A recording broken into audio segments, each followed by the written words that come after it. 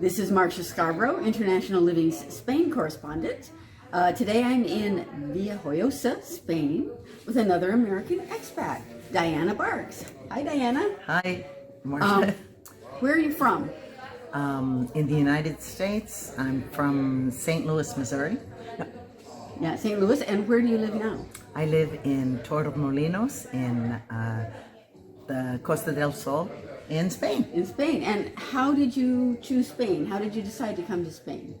Well, my husband and I were working for the Department of Defense dependent schools in Germany, and it came time to think about retirement, and we went back to the United States and looked at various options there and realized it was a total car culture that you have to drive everywhere. And we'd been living in Europe for 10 years, and we're used to walking and biking and doing those kinds of things.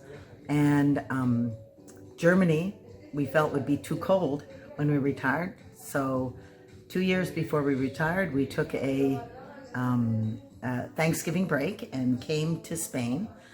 I had been in Torremolinos with my parents in 1984, and the same hotel was still operating, the Bajandillo, and so we rented a studio apartment for 35 euros a night, and we stayed there. And the second day we were there, we walked along the Paseo in La Carihuela, and my husband saw a sign for one tapa, one cerveza, and for €1. And he turned to me and he said, I could live here. So, like a beer and a snack for €1. Yes, exactly. And how long have you been in Spain now? We have been here for 6 years now. And what do you like about it? It is just an amazing place to live. The weather is, of course, beautiful. The cost of living is very, very cheap.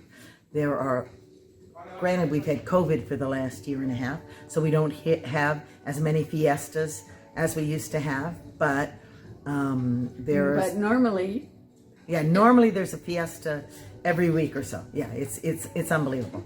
Where we live without a car here. We live about 500 meters or so from the Cercanía station, and there with our golden ticket, with our senior citizen ticket, we can go to Malaga, a city of 700,000, and back from our house for €2.50. Or we can go down the other way and spend the same amount of money. So, and there are buses everywhere, and of course we could go out to dinner every day walking and not go to the same restaurant twice in a year. There's that many places like that. And what about your visa? What kind of visa are you on? We were on a non-lucrative visa, which is where you promise you're not going to work and you prove that you have enough money to live here and you have a clean slate with the FBI. You have to get that, and then you have to have health insurance. And we did that, got it for the first year, and then had to renew it twice. And we just got our permanent residencia. So now we could work if we wanted to. Of course, we didn't come to Spain to work. We came to retire. So we have private insurance here, and we pay a little bit more than €100 a month each for it, and it covers everything. Michael, my husband, had fainted one time, and we were worried about. Anyway, he went. They took him to the hospital in an ambulance. They kept him overnight. We never got any kind of a bill for anything. So we are really, really happy with the kind of insurance. $100 a month each. Yeah, it's pretty amazing how well they take care of you.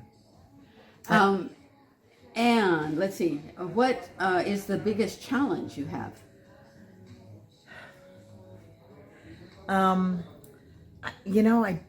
we don't have much of a challenge, but I speak Spanish. I studied at the University of Costa Rica many years ago when I was an undergraduate. And so even though I hadn't used Spanish in 40 years, I pretty much am able to communicate well. For some people, that's a little more difficult, but I have to say where we live, there are so many people, English speakers, who don't speak Spanish, and they manage quite well. And just a little history on Torremolinos, which is really interesting. During the Franco regime in the sort of 60s and 70s, it was a kind of glamorous destination. Frank Sinatra was there, Ava Gardner, that kind of thing. And then it fell into a bit of distress. Mm-hmm. And then it became a hotspot for the LGBTQ community. And it still is. What's your observation about that? About because you're not gay. You're a normal Midwestern heterosexual couple, but it's all around you, correct? Well, I wouldn't say. I mean, I think it's all around all of us. There are many gay people in the world, and to me, it makes it. There are more interesting restaurants. There are more interesting activities. I have to say, up until COVID, the Gay Pride Parade that went through downtown Torremolinos was one of our favorite things to go and see. It's very. That's the nice thing about Spain. Everybody is kind of here. They realize they've got great weather, they've got great food, and they tend to be very nice to each other. Yes. I mean, I've even noticed people, and everybody who comes here seems to be really happy. You don't see a lot of people fighting about different things or complaining about things. Mm-hmm. So what advice would you have for other North Americans who are thinking of relocating to Spain? I think you should come and spend a month or two first to get an idea of where you would like to be. I think you should check into all the time. There's a big Facebook group, American Expats in Spain, and people are always asking questions about taxes and all of these kinds of, we have found that living here on our retirement, we really didn't check into any of that before we came. And we've had no problems since we came here. Your property taxes are much less than there are back in the States.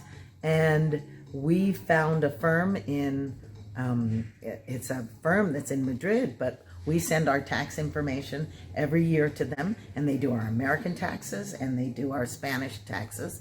And I'll be quite honest, combined, they've never been more than about 4,000 or 5,000 euros combined. In other words, the American and the Spanish taxes. So, and we have decent pensions. We're not just living on Social Security. So I feel like that's a very reasonable amount to pay, especially considering what you get for your tax dollar here, for considering the fabulous public transportation and the healthcare. Yeah, the healthcare and the how clean it is. I mean, they really have a lot of people that work at cleaning up the streets and doing things like that. And then the other thing is you don't have the homeless problem here. Oh. I won't say there are no homeless people in Spain. Yes, there are. But compared to Chicago Los or Angeles. Seattle or, my family is still in the States, and when we go and visit there, you just see many people on the streets, and you don't see them here. And I feel like there's a real safety net here for people. Which I think, in my opinion, makes the society in general happier.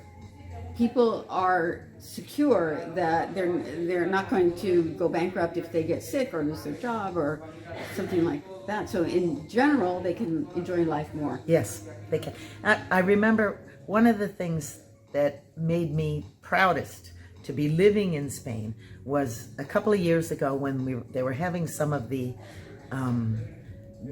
problems with migrants and people coming over on boats, and everybody is saying you don't want migrants. What I saw on posters on the bus stops in Spain, they had a picture of a guy in the water, kind of drowning, and the meme that what it said on the poster is, when you see somebody drowning in the water, do you say, why don't you stay in your own country and find a job, or do you throw them a life vest? And in Spain, they throw them a life vest. What a great country. I think so too. Thank you so much, Diana. You're welcome. And good luck to any of you thinking of coming to Spain. I think you'll love it.